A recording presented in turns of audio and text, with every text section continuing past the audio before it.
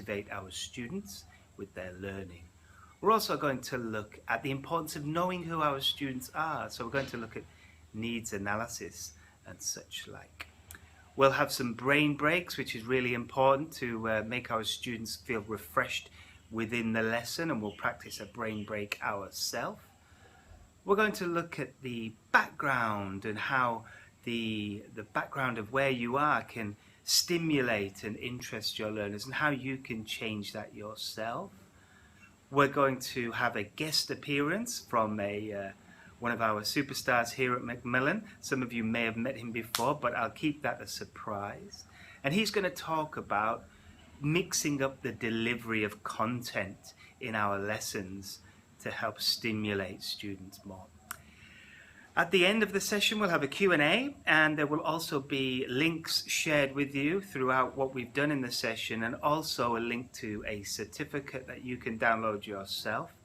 And as always, we will have a lucky draw where people who complete our survey will have their names put into a big hat, and we'll pull out names for prizes in our lucky draw. So grab a cup of coffee, cup of tea, drink of water, and I will see you in a few minutes. Good morning, everybody. This is Del here. I'm in my garden here in Bangkok, Thailand, and I'm really looking forward to talking to you this morning about effective strategies to engage our students online. So we're going to look at some real key areas when it comes to engagement. And the first area is setting goals. We're going to look at how short-term, mid-term and long-term goals can really engage and motivate our students with their learning. We're also going to look at the importance of knowing who our students are. So we're going to look at needs analysis and such like. We'll have some brain breaks, which is really important to make our students feel refreshed within the lesson, and we'll practice a brain break ourselves. We're going to look at the background and how the background of where you are can stimulate and interest your learners, and how you can change that yourself. We're going to have a guest appearance from one of our superstars here at Macmillan. Some of you may have met him before, but I'll keep that a surprise. And he's going to talk about mixing up the delivery of content in our lessons to help stimulate students more. At the end of the session, we'll have a Q&A, and there will also be links shared with you throughout what we've done in the session, and also a link to a certificate that you can download yourself. And as always, we will have a lucky draw where people who complete our survey will have their names put into a big hat, and we'll pull out names for prizes in our lucky draw. So grab a cup of coffee, cup of tea, drink of water, and I will see you in a few minutes. See you soon. Bye. Good morning, everybody. This is Del here. I'm in my garden here in Bangkok, Thailand, and I'm really looking forward to talking to you this morning about effective strategies to engage our students online. So we're going to look at some real key areas when it comes to engagement. And the first area is setting goals. We're going to look at how short-term, mid-term and long-term goals can really engage and motivate our students with their learning. We're also going to look at the importance of knowing who our students are. So we're going to look at needs analysis and such like. We'll have some brain breaks, which is really important to make our students feel refreshed within the lesson, and we'll practice a brain break ourselves. We're going to look at the background and how the background of where you are can stimulate and interest your learners, and how you can change that yourself. We're going to have a guest appearance from one of our superstars here at Macmillan. Some of you may have met him before, but I'll keep that a surprise.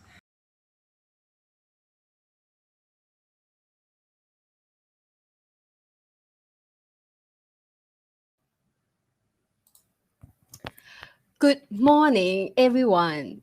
Management teams and teachers at NTC at Swanapimi School, Source Day from Bangkok. Welcome to another round of Macmillan EOT Online Upgrade Special. I'm very, very glad that we meet again online today. Let me introduce myself again. My name's Warisa, and I'm a country manager for Thailand and the rest of Southeast Asia. And I'm based in Bangkok, and I have our regional teacher trainer, Mr. Derek Spatford, with me today. You met you met Derek last time online in May as well. Dale has been working in English language teaching for over 20 years, and he has delivered several teacher training sessions, both offline and online, across Southeast Asia. It's really nice to have you here again today, and thanks for a very, very lovely intro video, Dale. So today is another opportunity to reconnect and learn a new set of skills that help you adapt and transform the traditional face-to-face teaching to your online teaching. There will be a surprise, like they'll say, during the sessions as well today. Also, we will have a lucky draw at the end of the webinar, and everyone will be able to download a certificate of attendance after this webinar. So please stay with us. All right. Without any further ado, so I saw the message coming up. If you can hear me, so you can check your headset, whether it's well connected. Hello, good morning, everyone. All right, without any further ado, could I get Derek to turn on his microphone and his video, his camera? Good morning, everybody. Can you all hear me okay? Yeah, hello, we can hear you well, Dale. All right, thanks very much for a very, very lovely intro video. I really like it, and especially your garden. Thank you. It's my pleasure. That's all to do with my wife. I don't touch the garden, to be honest. It's her responsibility. Yeah, it's precious. Yeah, I could imagine that is precious. All right. Without any further ado, so over to you, and thank you, Dale, and everyone for being here. Thank you, Marissa. Ready. We are ready. Yeah. All right. Thank you for that lovely introduction. It's great to see you again. I'm working from home. Marissa looks like she's in the office. And thank you very much for your support, Marissa, with all these sessions that we've delivered so far. So as you all know, hopefully you all know, my name is Del, or Derek. I'm the regional teacher trainer for Macmillan Education. And as Marissa said, most of you, I think, have met me before in our face-to-face sessions that we've delivered throughout the 4 years that we've been working together and that I've been working for Macmillan. So it's great to be with you. I really, really wish I could be there in person.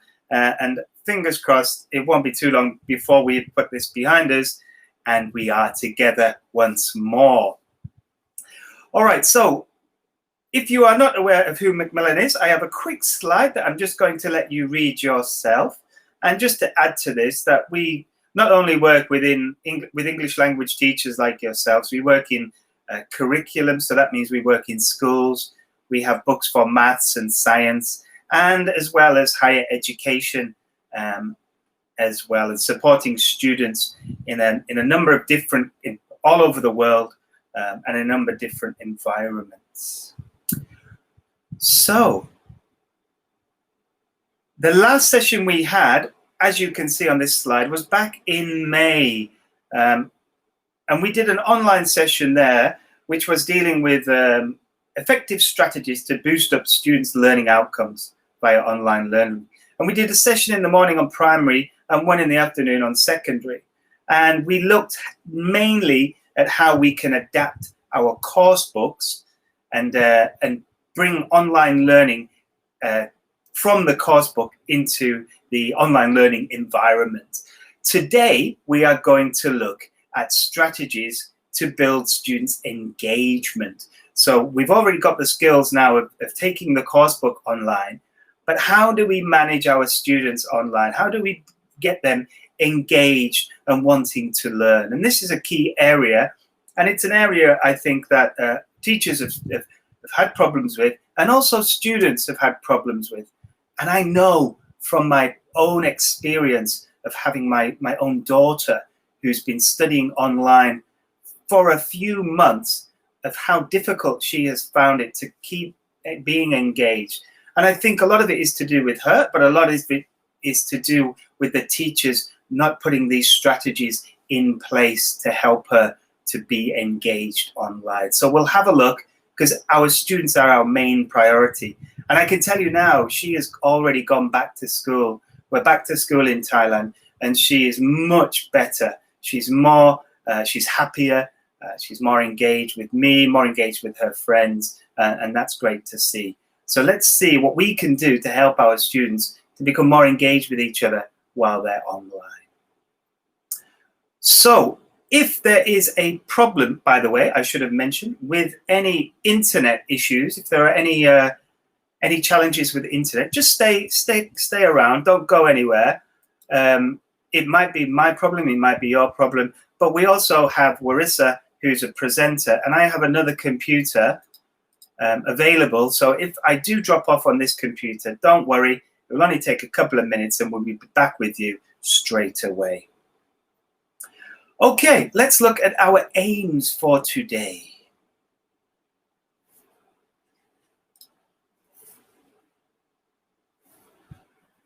So I have on my PowerPoint here, I have 9 pictures, and these all illustrate the aims that we're going to look at today. So the first picture, does anybody know in the chat box, what do you think this picture tells us about? What does it explain? And it's linked, because it's green, to picture 2. What am I trying to tell you about these pictures? Yes, good, Som, yeah, online learning. And there are 2 real aspects to online learning. Do you remember from the previous session that we had, we mentioned 2 kind of technical words about online learning? Remember what they were? Thank you, yes. We have synchronous and asynchronous learning. Good morning. So these 2 pictures illustrate that. So what we're going to do is just recap what we mean by synchronous and asynchronous. We're not going to go into too much detail. We did that last time. We're just going to refresh our memories, going to recap what we did. Now the next one, success. What am I trying to illustrate here with success? What do I mean by this? What's going to be my topic when I think of this success?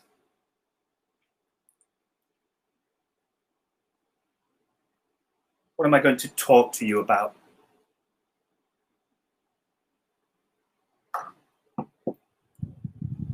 Okay. Now, everything is about engagement. The whole session is, and this is a specific point about engagement.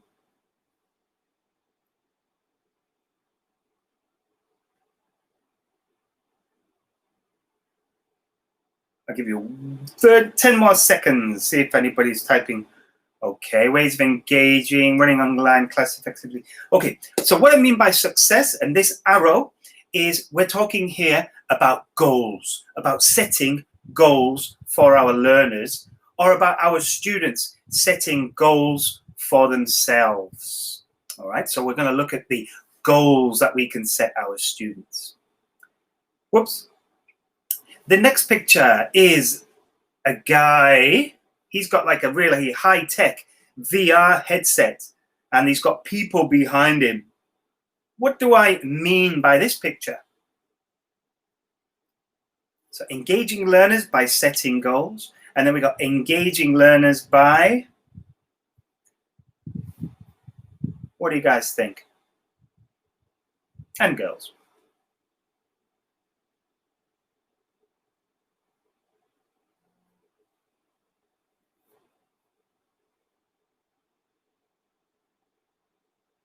Okay, foreseeing social media. Okay, yeah. Social networking. Okay, yeah. And in some aspects, this is what we're talking about, social networking. But we're not talking about a wide social network such as Facebook or Twitter or Instagram. We're talking about creating our own social network. So our own space, our own places where students can have a sense of belonging, somewhere where they can go to express themselves or check homework. It's basically a hangout area for our students. And we're going to look at ways that we can create an online environment for our students. Very simple methods to do that. What do I mean by this picture with all the kids together? Has anybody got any ideas what I mean by this?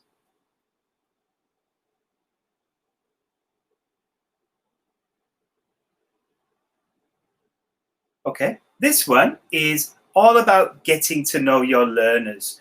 Who are your students? And we're going to look at 3 key areas of who our students are. We're going to look at what their English is like. We're going to look at what their interests are. And we're also going to look at the technology that they have available. It's very important that we know who we're teaching. It's very important that we're able to engage our learners in a way that they want to be engaged. And I'll show you how we can do that. Why is their hair straight? I don't know. Somebody's got curly hair. The one here's got curly hair. I tried to pick one that was a mixture of all different cultures and different colors, even with the color of their hair. Next one. What do I mean by this brain sitting in a chair, relaxing? This is quite an easy one.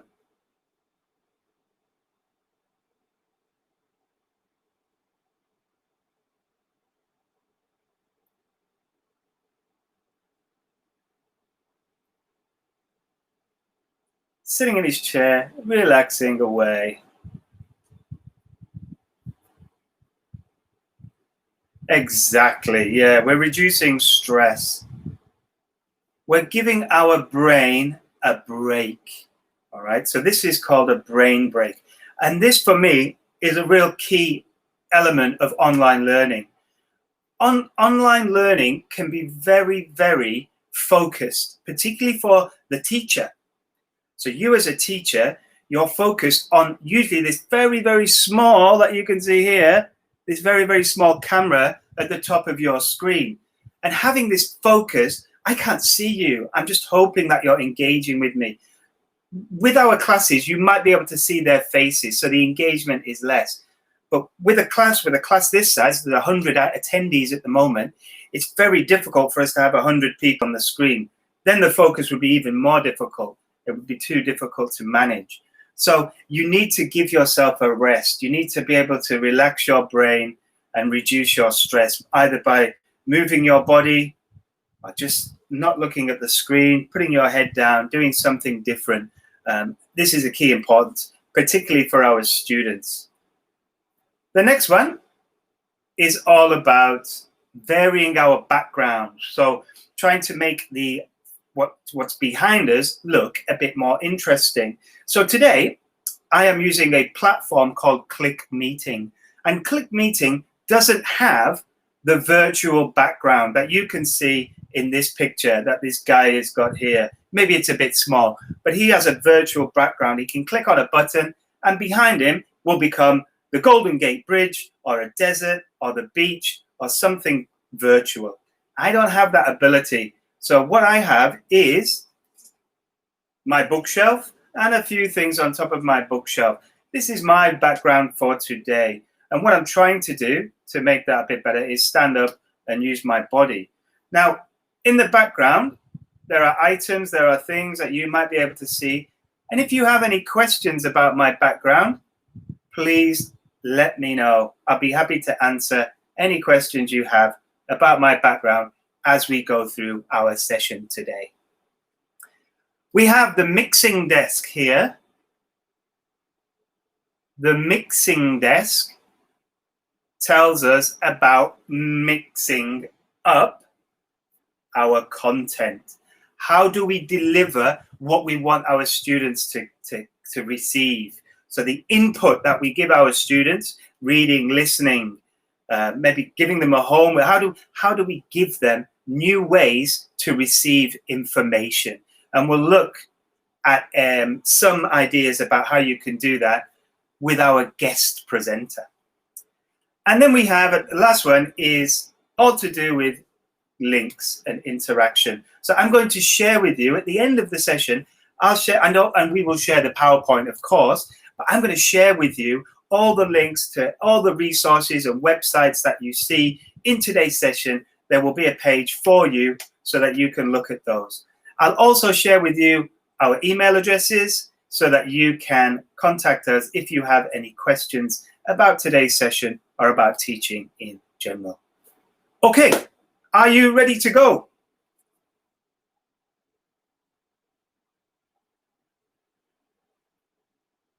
Yay, okay, me too. Let's get going. All right, so the first thing we're going to look at is, oh, sorry, excuse me, I should have gone back as well. Now, I just wanted to make this clear, the colors. So here you can see two green colors, and this is mainly to illustrate that these two items are mainly theory, not practice, really. The colors in orange, you can see around them, these are things you can do before the lesson to engage your students. And in red, these are the things you're going to do in the lesson to engage your students. Okay, just to make that clear to you. So, here we have our two pictures of synchronous and asynchronous learning.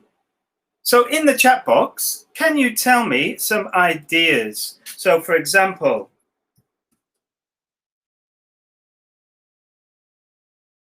I've put in the chat box blog, and I've put A. A means asynchronous. All right.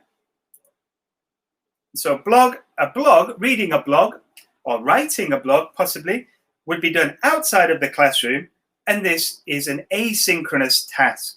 Can you give me some ideas of a synchronous or an asynchronous task that you can think of just for a minute? Just have a think about these things. So when you're teaching online, these are synchronous. Outside of the classroom, asynchronous.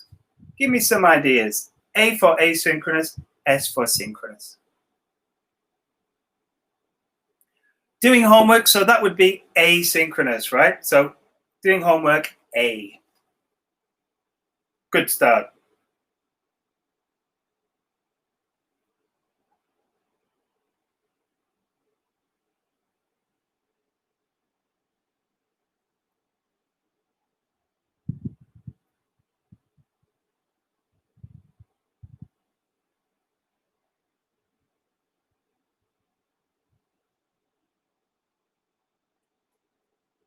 Okay, so don't forget to let me know what you think. Are they asynchronous or synchronous? What are they? Are they part of the lesson or are they at home? Doing worksheets, copying the lesson. Okay, so I think probably copy the lesson. You're going to be doing that in class, so that would be synchronous. Worksheets could be, I think, both. Do it in the lesson, outside of the lesson would be both.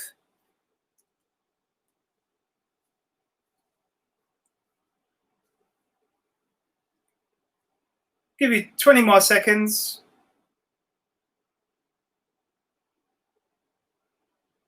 Doing research, yep.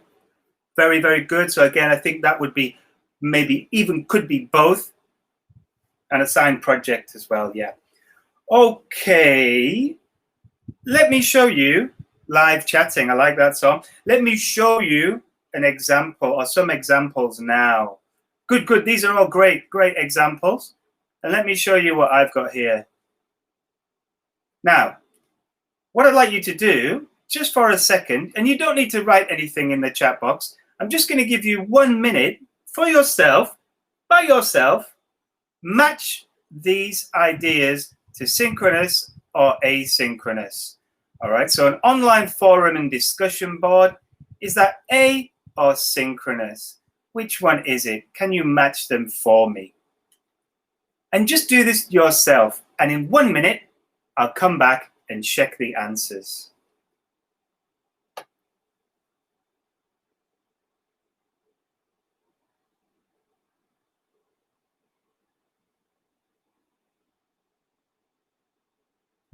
Okay. 30 seconds and I'll check the answers. I'll be back in a moment.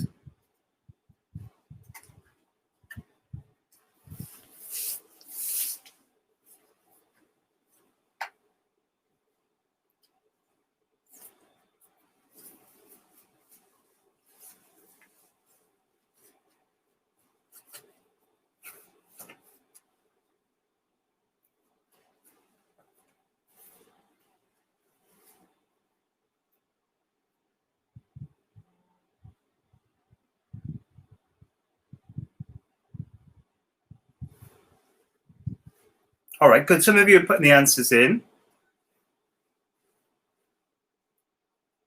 Okay, good. Keep going.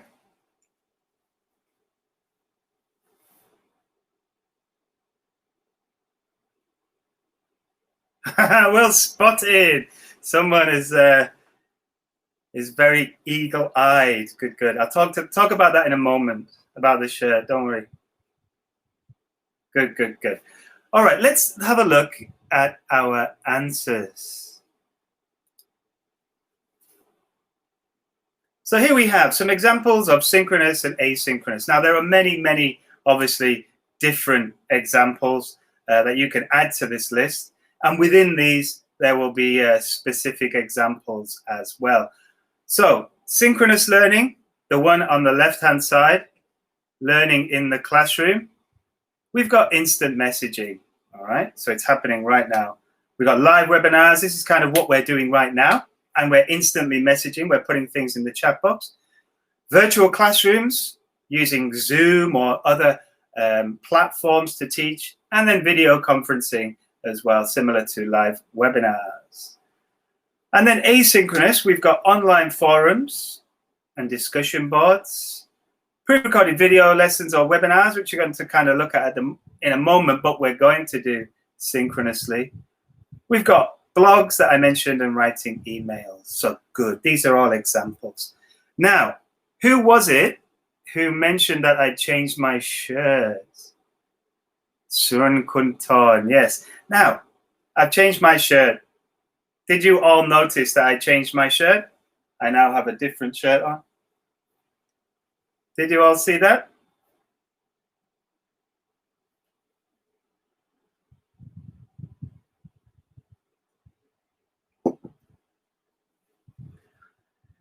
Now, the reason I changed my shirt is because I can't change my background. And I want to engage my students. I want to get them thinking about what's going on, all right? Maybe actually in the lesson, I might be teaching about clothing. So before I had a long sleeve shirt on, and now I've got, you can see, I've got a short sleeve shirt on, all right? So I'm going to just try and do something different as we go through the lesson to keep my students engaged, to keep them watching, to keep them interested. And I'm going to give prizes to those people who can guess first of any change that has happened, all right?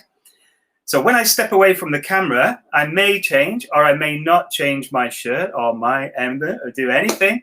You've got to keep watching and keep interested in the teacher and what the teacher is saying, all right? That's the idea, all right? I'm not trying to trick you. I haven't spilt anything on my shirt. I'm keeping you engaged because I can't change my background. Thank you, Yale. I do like this shirt. It's a very old shirt, but it's a very comfortable, and I try to wear it as often as possible, even though if you were here right now, you would see the collar is nearly gone. But I do love this shirt. Anyway, enough of that. So the next thing we're going to look at is this one of success. So we talked about goals, right? We talked about the goals that we have and what we can give to our students. Now we have 3 goals. We have, what are the 3 goals? Can you write them in the chat box? What are they? There's a clue. What kind of goals are there?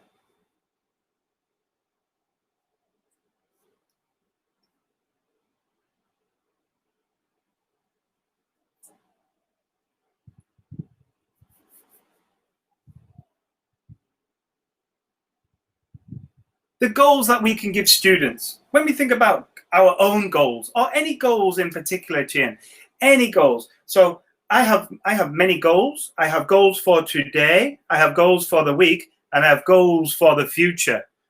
There are 3 types of goals I'm going to look at. The goals of this lesson are what we call, if you think about, there's another clue. Short-term goals is correct, yes. So we've got short-term, we've got mid-term, and we've got long-term goals. So these are the things that we're looking at with our students. So what is a short-term goal? What is a mid-term goal? And what is a long-term goal? And then along the side, I've got partner up, all right? And this means we can put students together, work together to help them achieve their goals. If you think about performance management, when you as a manager and you have your teachers, or you as a teacher, when you're trying to develop yourself and perform better, you look for someone to help you, a mentor or a colleague that might be able to give you advice and support. And this mentor or colleague could come from many different areas. It could be another teacher, it could be a manager, it could be someone from a different organization who will guide you and help you. When we're students, we can get this from our peers. So we want to give our students. Now, when I know some of you will be thinking, well, I teach kindergarten, that's going to be a challenge. But for sure, kindergarten, they're going to need your help. You're going to need your support. You will set the goals and you will guide them. But as they get older and older, then they can start creating their own goals with your guidance and help each other to make sure that they achieve these goals.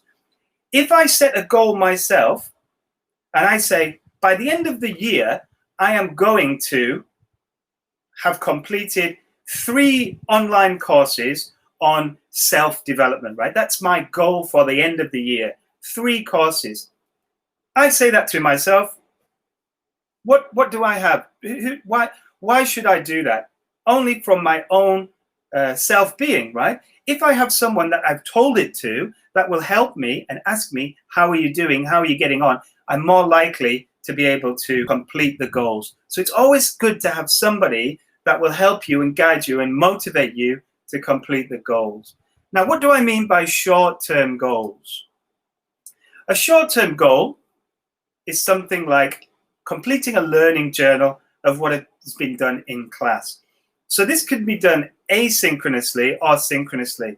So at the end of the lesson, the students might have a template where they have to write maybe some new words that they learned, the grammar, if they're studying grammar, and the skills that they practiced in the class.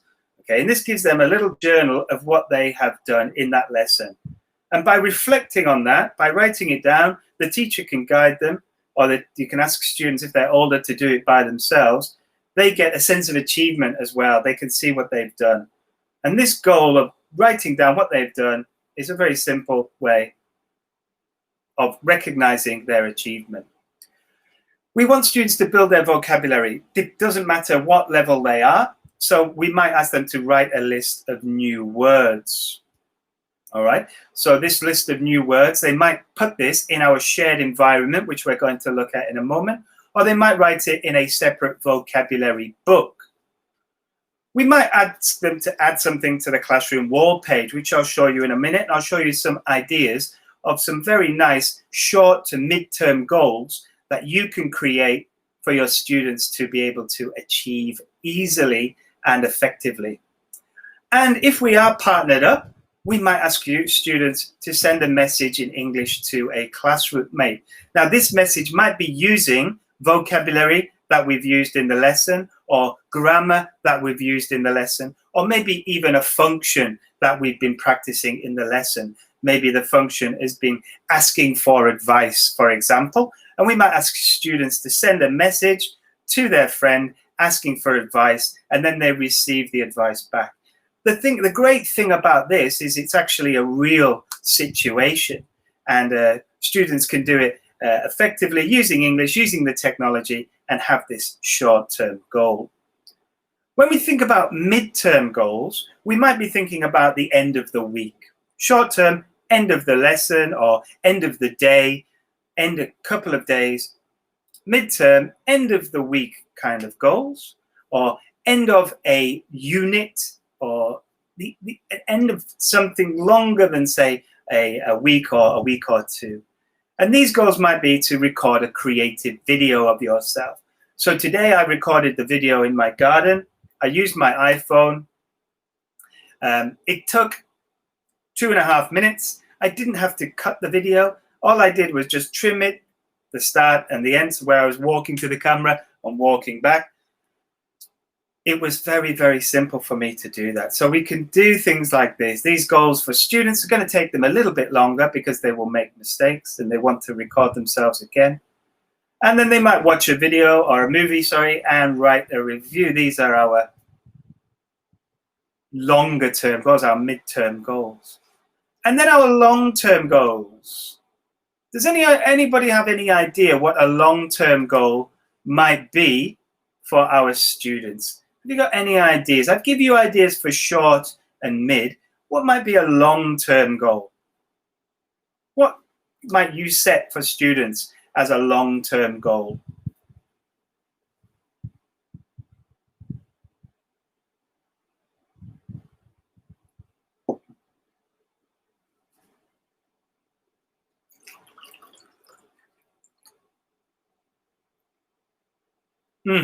Good. And what are you going to remember long term or long time? What kind of things?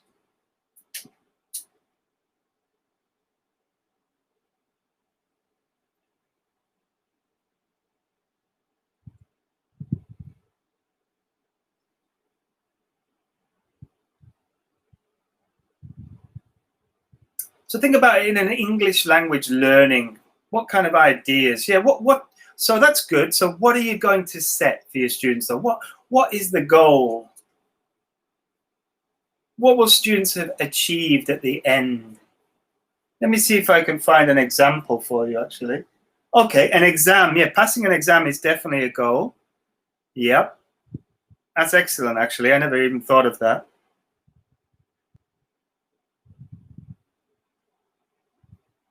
Okay, good. Now, I'm going to try and find an example from my bookshelf.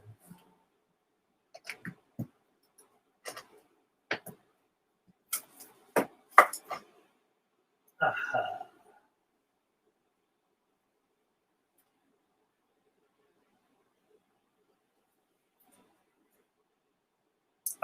I love this. Complete an essay effectively or complete the 12th grade. Good is a nice goal. 1 second. I'm going to find one example for you.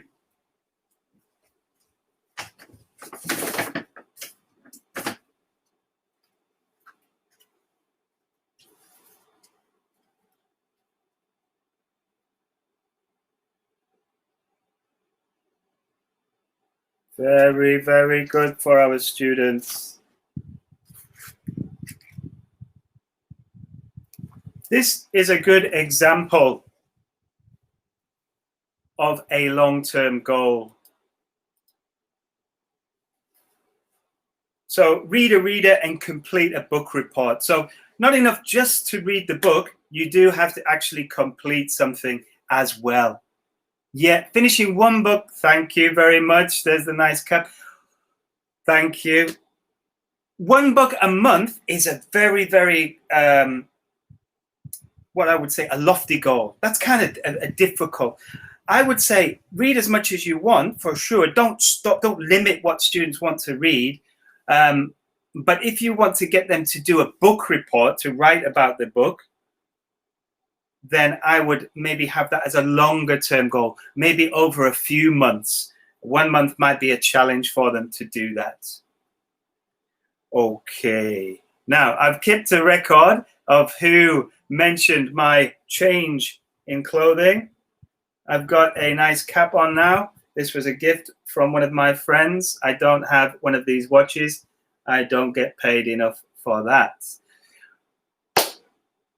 So that's our goals. Goals are important. They keep students focused. They keep them engaged. If they have their friend telling them, or helping them with their goals, it's another way of engaging our students. We can think about our goals, we can write our goals on a shared collaborative place so that everybody knows what our goals are, and we can keep coming back and checking. Hey, how are you getting on with your book? Have you finished it yet? Where are you with your book? Tell me about your book.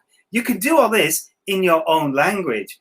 The reading is done in English, of course, but the actual goal, the actual getting to the goal can be done in their own language. Hey, have you recorded your video yet and posted it online? I can help you with that. Do you want me to hold the camera? Do you want me to give you some support? So having partners, setting up people to help you is very important. Now, we're going to move on to the next part now. So I've mentioned this a couple of times, and this is our area of creating a sense of belonging. So here we're going to try and find a hangout space, a place for our students to be able to go to and add their work, add an idea, complete their homework, write their goals, anything that you as a teacher want them to do.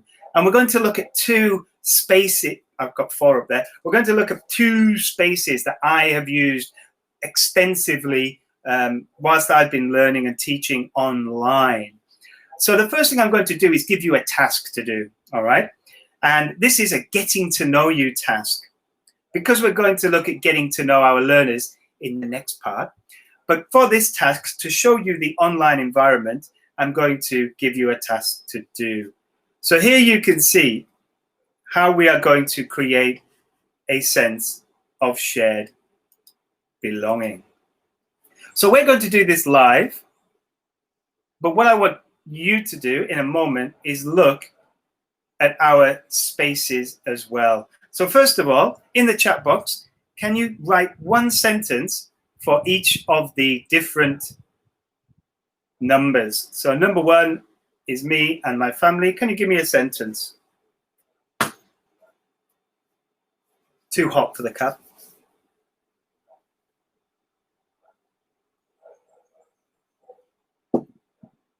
So these are all sentences about me. This is an introduction to Teacher Dell. So think about your subject.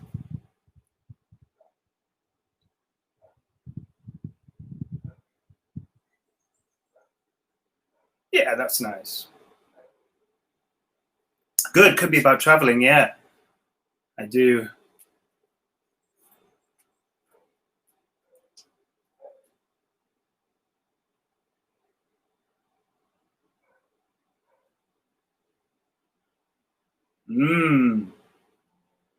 Okay, good. I like this. Yeah, good. So remember, these are all about me. So what I've done, I've created this getting to know you session, and I might do this activity synchronously and then ask my students to do the same activity. But where could they put it? So let's have a look at 2 spaces that they can put their own work in. So I'm going to look at these 2 areas. This one is called Miro. Okay, I need to I need to change the link. So one moment.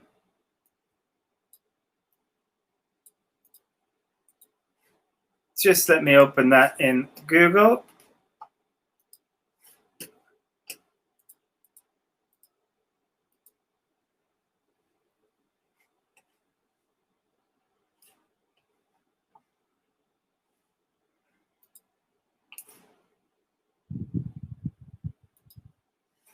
Okay, and I'm just going to share my screen with you.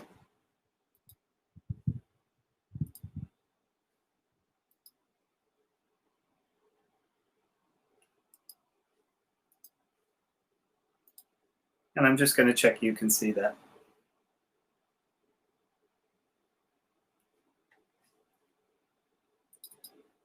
Cool.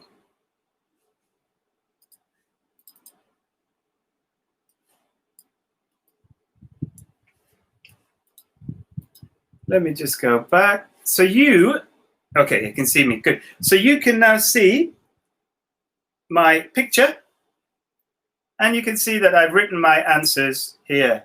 All right, so these are my answers. You came up with some really nice answers. Some are different, that's fine. This is what we're doing. We're building this language here. So you can see this is about Dell. He has a wife and daughter. He likes boxing. Now, you can see from the subject there, it's got he. He likes boxing. His favorite team is he likes reading. So I haven't actually written this myself. What I've asked someone to do, or what I've done, is I've uploaded to my shared space this Miro. You will see here I have a whole blackboard, many, many different blackboards that I can add things to. I can add shapes. I can add writing to.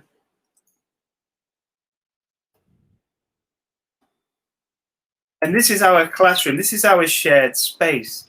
What I've done is I've added my picture, and I've asked one of my students to write about my picture, okay? And then my student will put up the same picture, but with images for themselves. So they would then make this bigger. They would add their image here, and then ask me to write about them. So here we have this shared space. Now, if I have 40 students in the class, it doesn't make any difference. I have a whole massive wide space where I can put everybody's picture in my class. Okay, so this shared space, Miro.com, is excellent. It's a really useful tool for you to put loads and loads of different ideas and different activities. Now, for example, I'll show you another example activity. We can have what we call class votes.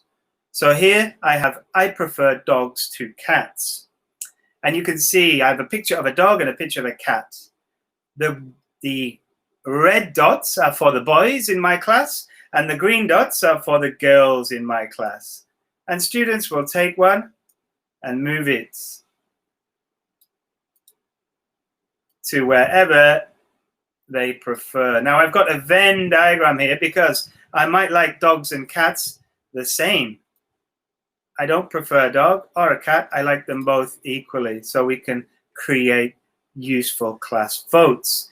We can also do things like acrostic poems. So here I have my name Dell, and Dell is dedicated, energetic, and loving. So I would ask my students now to go onto our shared platform and write their own acrostic poems for themselves.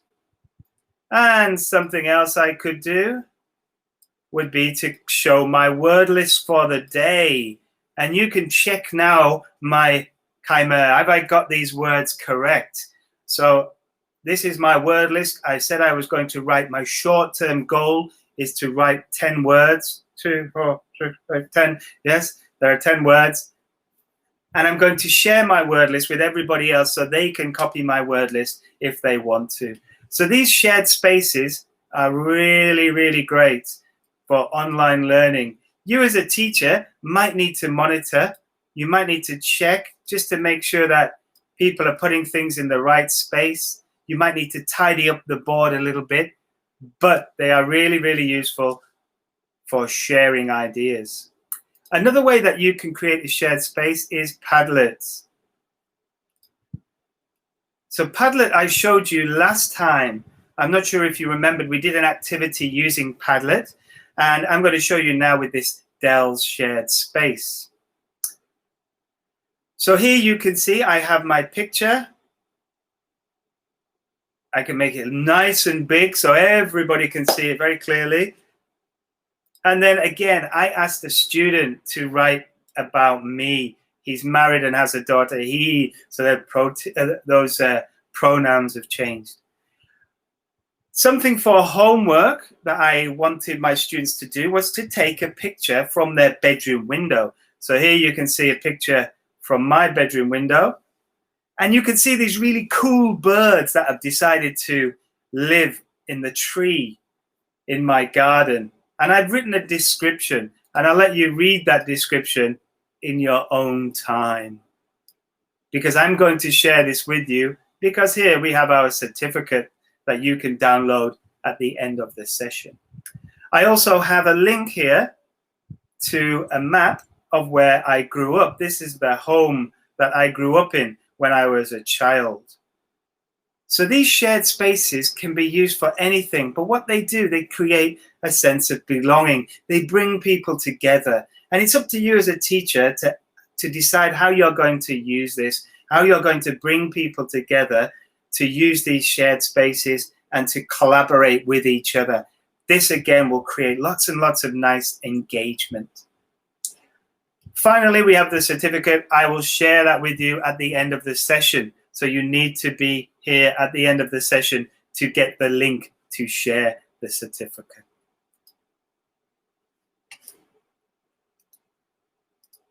Okay, let me go back to the session. And there you are.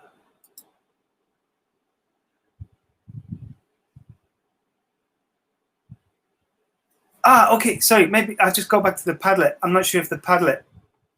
Okay, that's my mistake. Sorry, I'll quickly show you the Padlet. You heard what I said. I'm sorry about that. The problem is I can't see the chat box when I've got this open. So I apologize for that. But here you can see the same activity as before. Nice and big this time. You can see the picture from my window of the really cool birds. And you can see the home where I grew up in. So it's a really cool, useful site, like I said, for sharing and collaborating. Yes, this is from Padlet. It's a fantastic, fantastic site.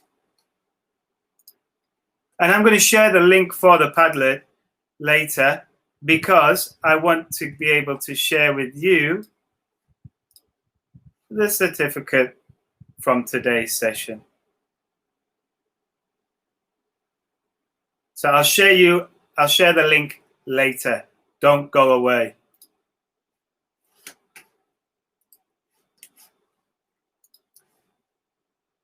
And we're back.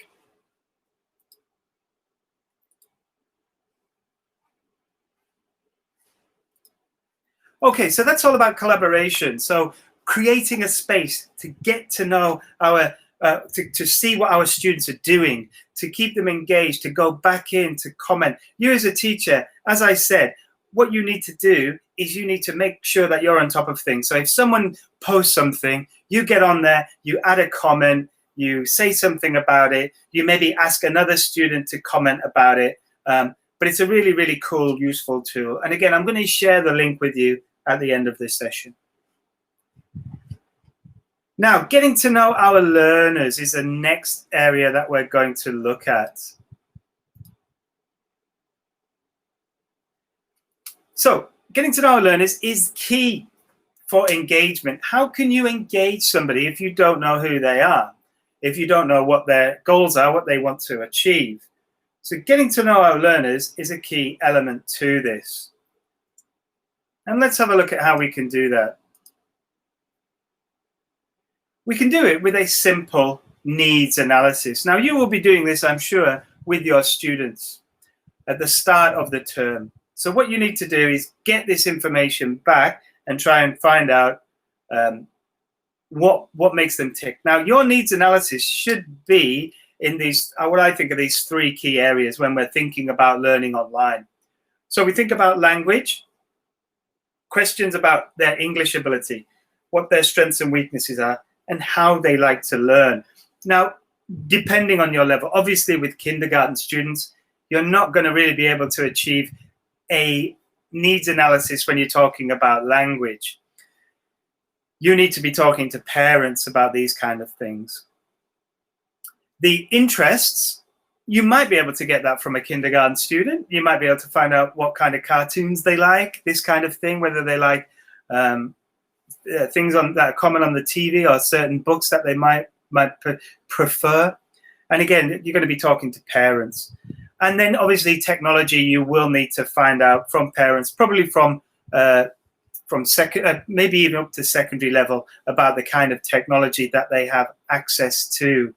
So when we think about language, we have examples here. So in class, do you like learning alone, in pairs, in small groups? So this is how they like to learn. It might be, you might do a diagnostic test to find out English ability. That will go into the needs analysis. The key area, I think, for engagement, however, is interest, and particularly engaging secondary students. They can be a challenge to engage, even face-to-face. Secondary students are going through a difficult stage in their life, so engaging them is a real challenge. If we try and find out what they are interested in, and we try to cater for those interests, we will generate more engagement. And I'll give you an anecdote. When I was teaching for the British Council, I had a class of students, and there was about 25 students. They were all grade 7, and they were girls. It was in a girls' school in Thailand, a very traditional girls' school, grade 7 students. I am a 40-year-old man. I don't really have much in common with 25 grade 7 students. Very difficult for me to understand who they are and what they want. Now, I have a daughter, but still, it's still a challenge for me. Imagine if you don't have a daughter or any contact with teenagers, it's a challenge. I needed to find out what they wanted, what got them going, what they enjoyed. And one of the things was, well, there was two things: music and art. English language learning didn't get them going. English language learning was not a priority. Art and music was a big deal for them. So what I did, I got a piece of paper, I got them to write down all the music that they like, one choice for one student, their favorite song. And what I did was, during times in the class when we could play music, I went through the list and I played their list of songs that they enjoyed.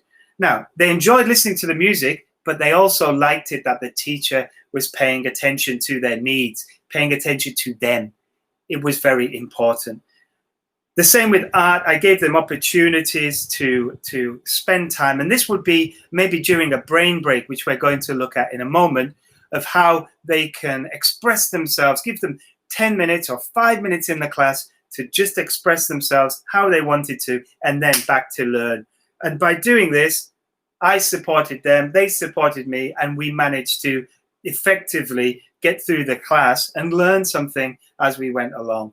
There was no fighting, there was no problems, and I really learned from that experience. But I had to learn what got them going, what was their interest, not how good they were at English. That wasn't so important. What was important was that I cared about them, that I showed that I understood their needs. Technology with online learning, massively, it's a key factor. We need to find out what technology they have access to. Have they got a webcam? All right, if you're doing face-to-face teaching, they need a webcam, of course. They need to, possibly, depending on what you're doing, they might need to have a strong internet connection, of course. All right, so if you're showing videos, for example, a weak connection might not work. So you might think of solutions where you're not using up bandwidth. You might send it to them before so that they can access it before the lesson. You need to find out whether they are sharing a computer. Often, students that I've met in Thailand will have brothers and sisters, and they have one laptop, and they need to share the laptop. That's a big challenge, isn't it? If they're both studying at the same time, they can't both use the same laptop for the same class. So we need to find out. And sometimes it might be uncomfortable for students to say, I don't have a laptop, I don't have a webcam. So you need to do this discreetly. So you can do this by sending out a paper-based needs analysis. Now, this is taken from a guidebook for English language teachers. This is more to do with the language and resources. But if you're doing paper-based and you're studying online, how are you going to get it back? It's a bit difficult. They'll have to drop it off at the school. It might not work for you. I don't worry about it being hard to read. You don't need to read this. Don't worry. It's just an example of how you can do a needs analysis. And you will be able to read it when I send you the PowerPoints. You don't have to read it. It kind of says things. I'll make it bigger for you just to let you know. So you can see it's kind of an example. You will be adapting this for your students. And you might even want to do this in your own language because it's a key area. It doesn't have to be in English. It's not an English test. It's a way to get information. So you can do this in your own language.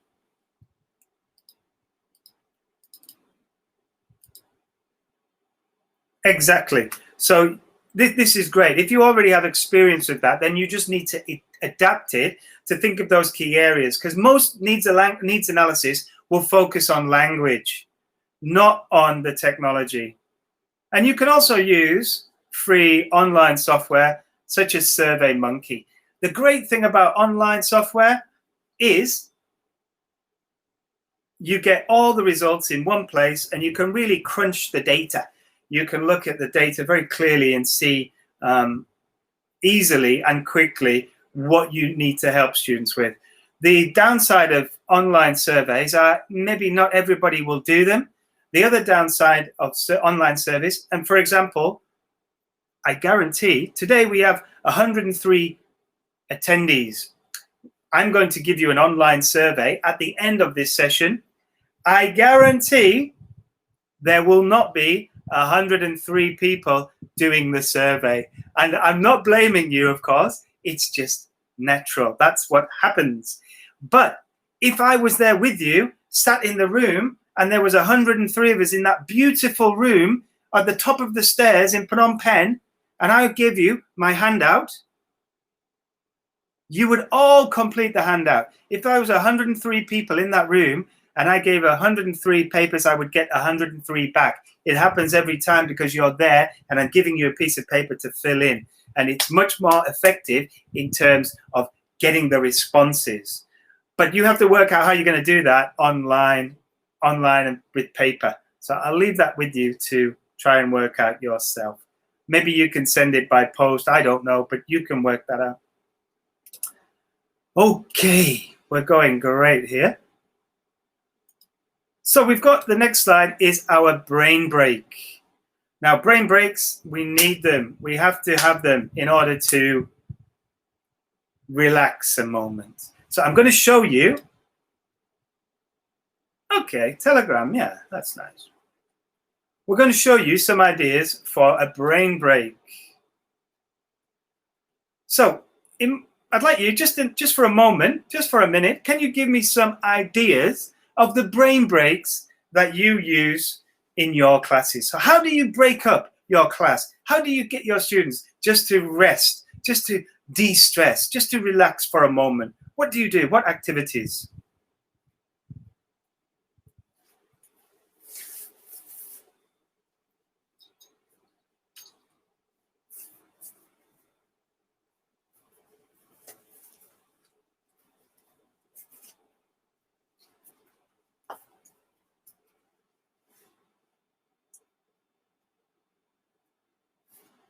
Okay, let me have a look. Icebreakers, yes. Yeah, I love that storytelling. Playing a game, listening to a song, dancing is good. Yeah, move your body. Thank you. Playing fun games. Yeah, nice t-shirt. Thank you. Someone recognized the t-shirt. We'll Decide is great, isn't it? Yeah, I'm not going to show you that today. I'm glad you remembered that from last time. Exercises. Yes, love it. Exercises are what we're going to look at now. Now, brain breaks, dead simple. I've got some dice here. Can you see my dice? Now, dice are sometimes difficult to find. In Thailand, gambling is illegal. So it's difficult to find dice. but I got these from the UK. If you don't have dice, you can find online dice. If you don't have online dice, you can use a pencil. A pencil has got 6 sides. You scrape the side off and write a number, and you have a dice. Very simple. Now, we're going to roll a dice, and I'm going to use this template to show us what we have here. So don't worry if you can't read it. I'll make it one bit bigger, and I'll move that across. So here we've got column 1. So I roll the dice the first time, and it is a number 2. And it says, squeeze your right hand with your left hand. So we're squeezing our hand. Can you do that for me? Oh, I like that. Dice engages learners. Very good, JC1. So squeeze your hand. All right, good, good, good. Now, I'm going to roll the dice again, and this time for column 2. And it is a number 1. Number 1 says, wiggle your whole body for a count of 10. 2, 3, 4, 5, 6, 7, 8, 9, 10. Okay, and stop. Woo! I'm feeling energized, but I'm also feeling relaxed. So I'm ready to keep going. Now, with my students, I might do 5 brain breaks. With my students also, I can choose. Now, I gave you a relaxing one of squeezing your hand, and I gave you a kind of a warm-up one of wiggle your body. If I feel my students need to warm up, I'm going to roll the dice, and I'm going to just choose myself so that I can energize my students or calm them down, depending on how I decide I want them to feel. You can manage this yourself. But students get excited, they're using the dice, get them out of their chair, get them moving, get them relaxing as well at the same time. You see on column 5, take 10 deep breaths. I'm going to do that at the end of today's session. So brain breaks, really cool. Mix them up. Primary, pre-primary, lots of brain breaks. Secondary, maybe a few less than primary and pre-primary. Adults, you can ask them, would you like to have a brain break? And you can even get them to choose their own brain breaks. It's up to them and up to you how you use these. But they're really nice. You can also have options. Now, this is particularly if you're teaching face-to-face, really. You can have students pull out brain breaks using these lollipop sticks or these paddles. But mainly, if you're teaching online, if you have them already, you can bring them to the class. You can show the students and you can pull one out. It's maybe a little bit more exciting than rolling a dice. And also with the lollipop sticks, you can eat the lollies before you use the sticks, which is also a nice treat for you if you want to. Next thing we're going to look at is varying our background. So I'm just going to touch on this briefly because, as I said, my platform doesn't have a virtual background like you can see here. I don't have this ability to put the beach behind me. I've just got my books, my room, my football, my picture of a monk, and various different things. And well, like I said, what I might do is just spend the first few minutes while students are coming to the class and get them to ask questions about my background, and I will answer the questions and then maybe ask them questions that follow up, that kind of thing. As you can see today, I've tried to vary my background by changing my clothes throughout. And some of you have recognized that and typed into the, I look like a model today.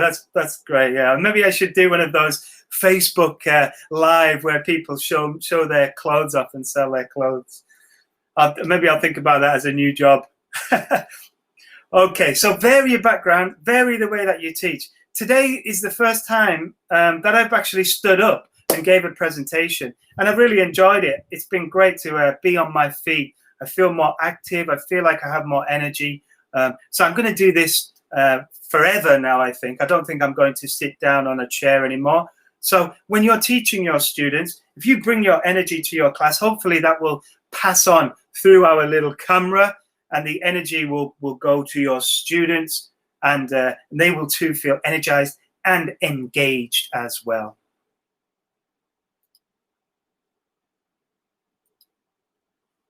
And the last thing we're going to, or really kind of the last thing we're going to look at, is mixing up our delivery. So here we have a mixing desk, and it tells us all about mixing up delivery. So mixing up delivery of content. Now, I'm going to give a prize to the first person who tells me the name of the person you can see in the photo.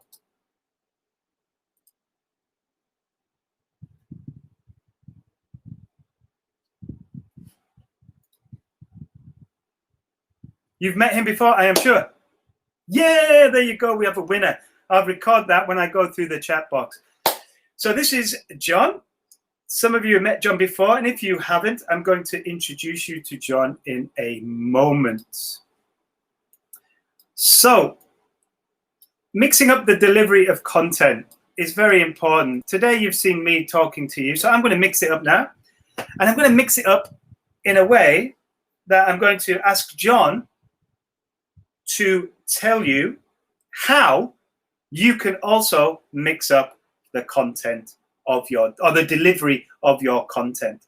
So mainly today, I've been giving you a PowerPoint and you've been listening to my voice. How can you give the input to your students?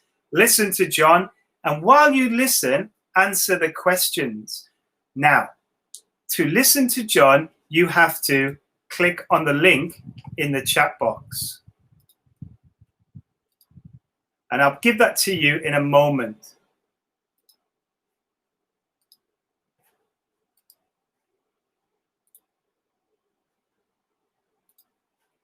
Now, let me just share my screen with you, and I'm going to share you where we are.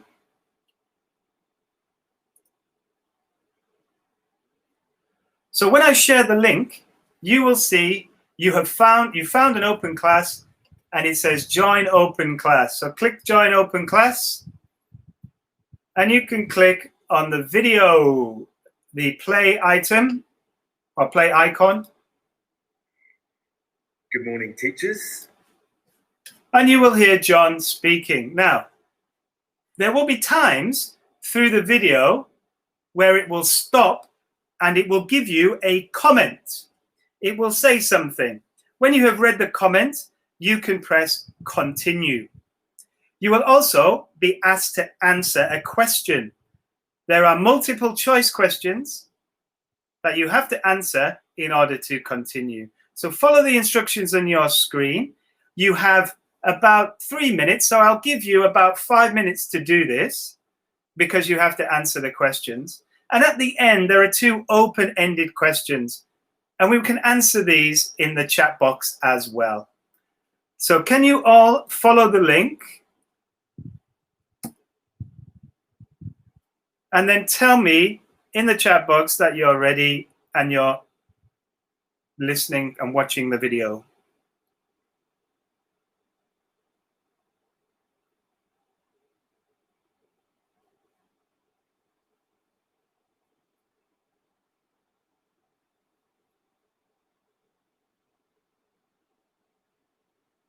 Are we all good? Can you see the video? Can you complete the activity?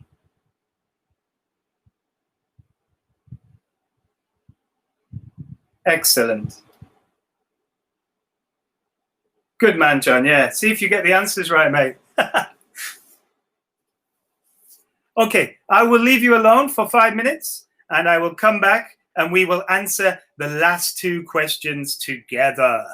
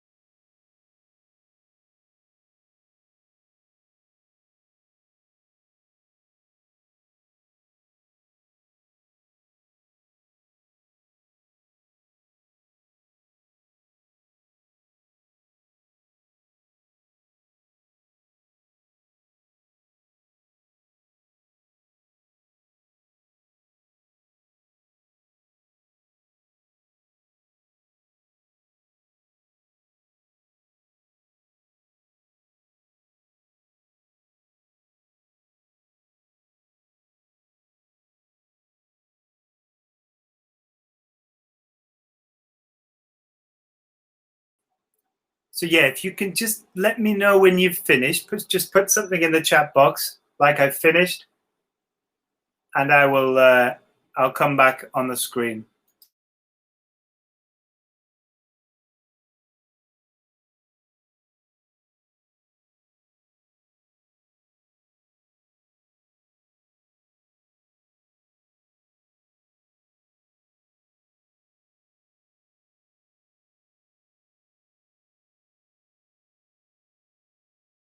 Problem at all. Just let me know when you've all done.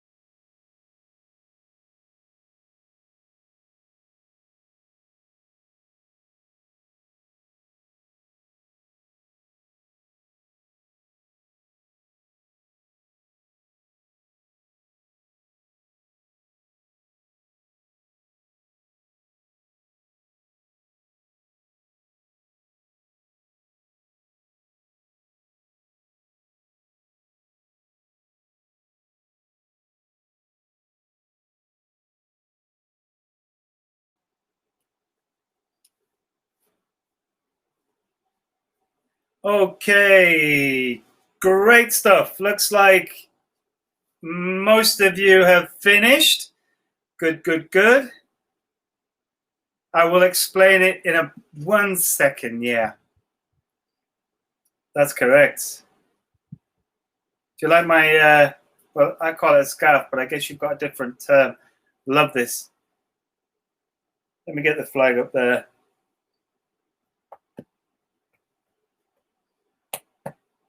There you go.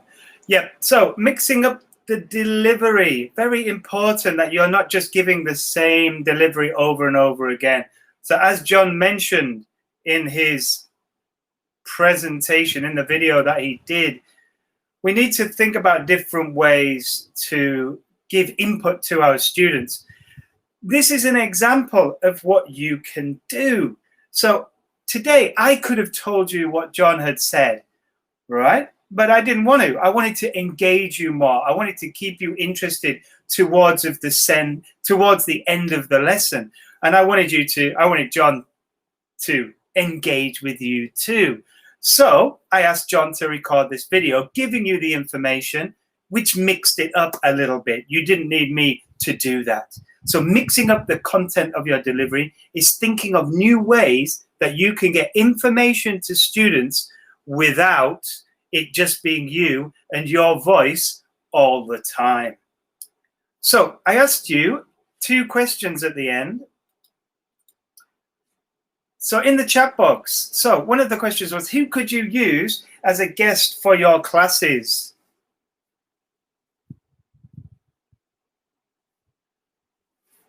Who could you use as a guest? Yes, exactly. The school principal would be a good example.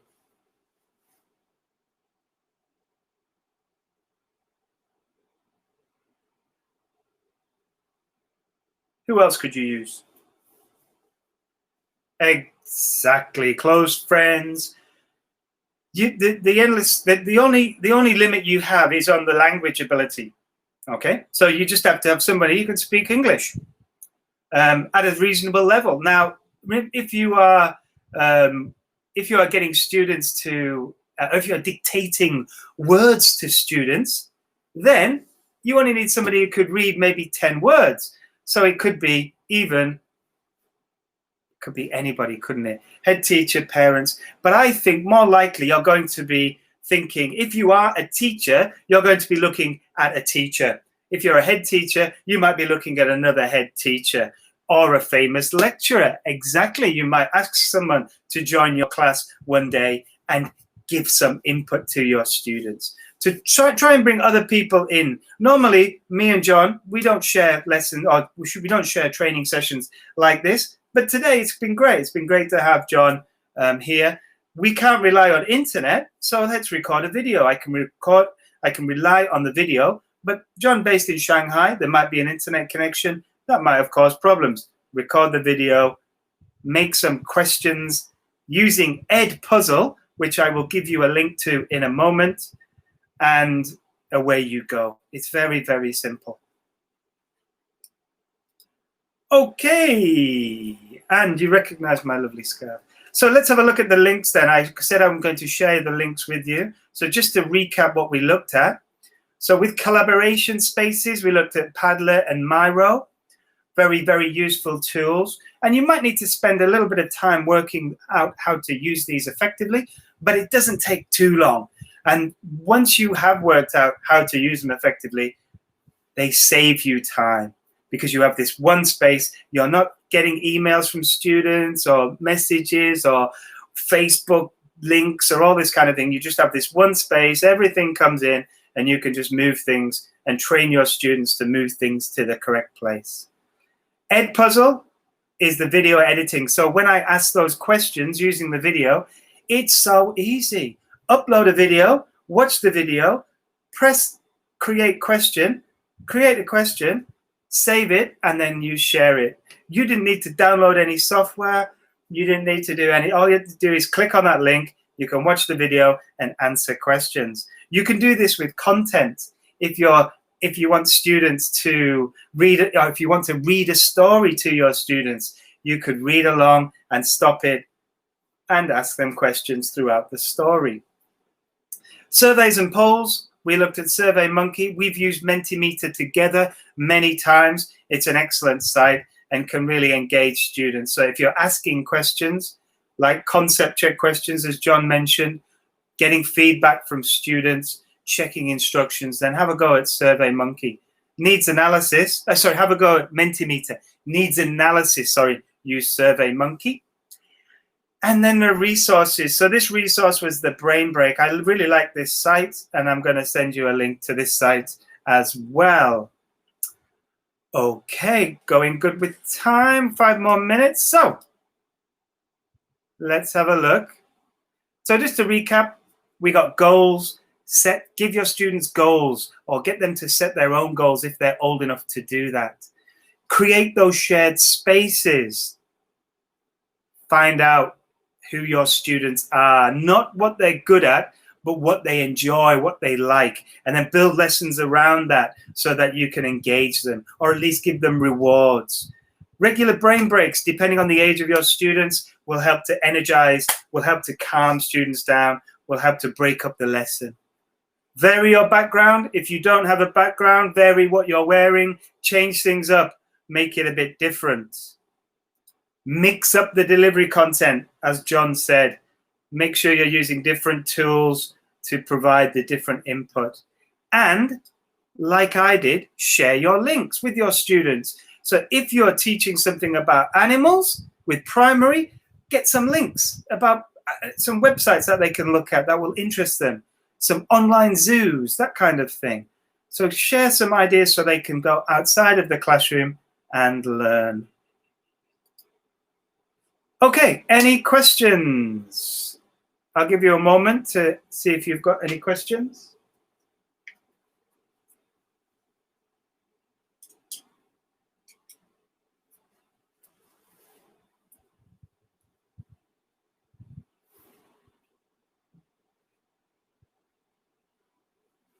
No more questions?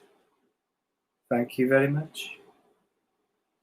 It's my pleasure, darling. I'm very, very happy to be with you guys again. I only really wish, the only downside is that I can't be with you in person. But fingers crossed, let's be positive.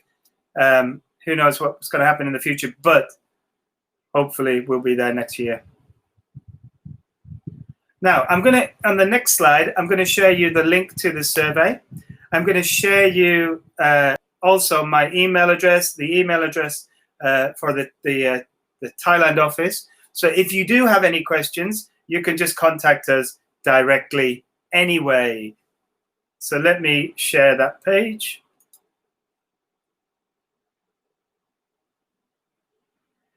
The certificate you can find, and I'll put that in the chat box as well. So let me put those two. So the certificate is here.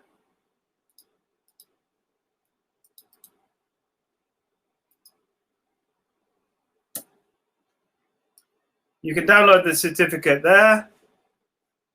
And the survey is here as well. So please give us your input. Let me know what you think about today's session. It's very important to us. We will use it. We will build it into the next session when we see you again in the future. So please keep in touch. And like I said, if you have any questions moving forward, let me or Larissa know. And I will now just say thank you so much. Take my silly glasses off. My own glasses on, I mean. Thank you so much for today. It's been really great. I've really enjoyed it. And I hope to see you in the future. Bye.